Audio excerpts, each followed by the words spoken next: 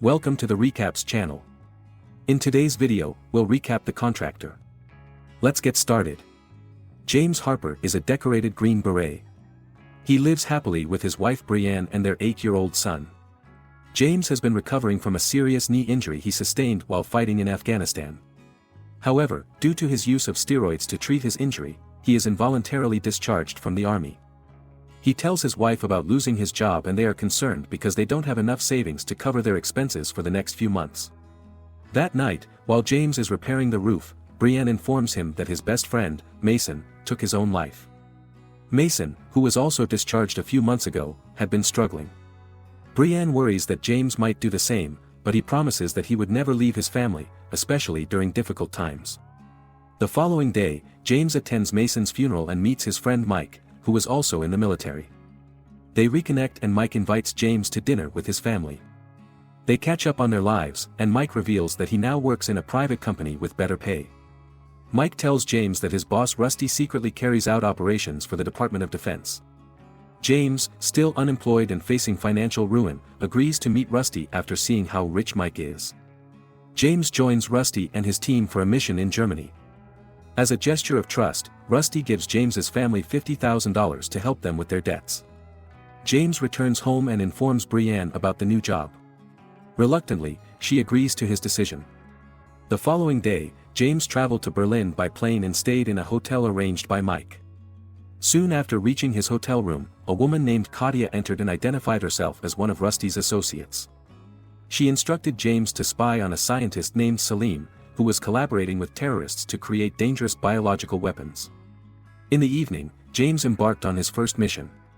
He observed Salim's activities at his home and research laboratory. After days of surveillance, Katia contacted James, asking him to report to the base. There, he met with Mike, Katia, and another colleague named Bobby. Mike explained that Salim was developing a highly lethal biological weapon for sale to major terrorist groups. Their objective was to eliminate Salim and retrieve his research data from the laboratory. That night, the team set out to infiltrate the laboratory. After searching the premises, they located Salim and demanded that he hand over his research data. Mike instructed Bobby to transfer the data to their computer, while James was assigned to eliminate Salim. Salim pleaded with James not to kill him, claiming that he was a scientist trying to save lives through his research. He requested James's help in securing a copy of the research data in a bank vault accessible only to his wife. James reluctantly follows orders. To cover their tracks, he set fire to the laboratory, making it appear as if Salim had died in an accident. Outside, they are confronted by the police, leading to a shootout. Katia and Bobby were killed, and Mike sustained a gunshot wound to the leg. Realizing the situation was deteriorating, James carried Mike and took him to the forest, seeking refuge in the river tunnel. Thinking he is about to die, Mike pleads with James to take care of his family and deliver the data to Rusty. James gives him a blood transfusion and saves Mike's life. After recovering, Mike plans to return to Rusty and the main team, but James's knee gives out and he needs time to rest. Mike goes alone, promising to arrange a pickup for James once he's ready. James reaches the designated hotel, finding fresh clothes, but neither Mike nor Rusty are there. He tends to his injured knee, gets a disposable phone, and contacts Rusty. Rusty revealed that Mike had not returned with the research data, leading him to believe that Mike had perished. Rusty tells him a car is waiting to take him to safety, but James senses something is wrong.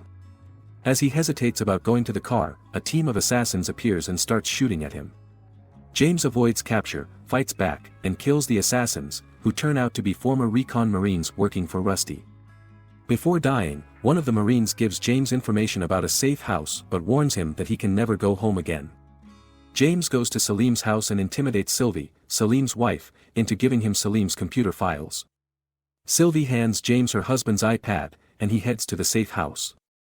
Upon meeting Virgil, James is drugged and wakes up in the safe house. Virgil explains that James's knee was infected and, although it has been treated, he still cannot go back to his family. James watches a video on the iPad where Salim reveals that he was indeed working on a successful H5N1 vaccine that he intended to distribute for free instead of selling it to a pharmaceutical company. While having dinner with Virgil, another of Rusty's teams attacks. Virgil is killed, but James escapes, setting up a trap for Rusty's team. James returns to the United States. When he arrives at Mike's house to inform Mike's wife of his supposed death, he is shocked to find Mike alive, leading him to suspect Mike's involvement with Rusty in a conspiracy against him. The next morning, James secretly follows Mike to uncover his true intentions. However, Mike realizes he is being followed. It is during this encounter that Mike learns from James that Rusty had informed him of James's death. This revelation reveals that Rusty had manipulated both of them. Realizing that his family would be in danger if Rusty discovers he is alive, James decides to eliminate Rusty and his men to resolve the situation. Mike, feeling guilty for his actions, offers to help James in raiding Rusty's location. That evening, while Mike pretends to want to meet Rusty, James sneaks into Rusty's house through the back door. Together, James and Mike engage in a fierce shootout, eliminating Rusty's men one by one. Rusty is shot and killed, while Mike is injured in the shootout. With their plan completed, James rushes to take the injured Mike to the hospital but, unfortunately, Mike succumbs to his severe injuries on the way. The following day, James burns Mike's car and body to eliminate any traces. Finally, he returns to his house to reunite with his family. Please subscribe, like, comment, and share if you enjoyed the video. See you again here on the Recaps channel.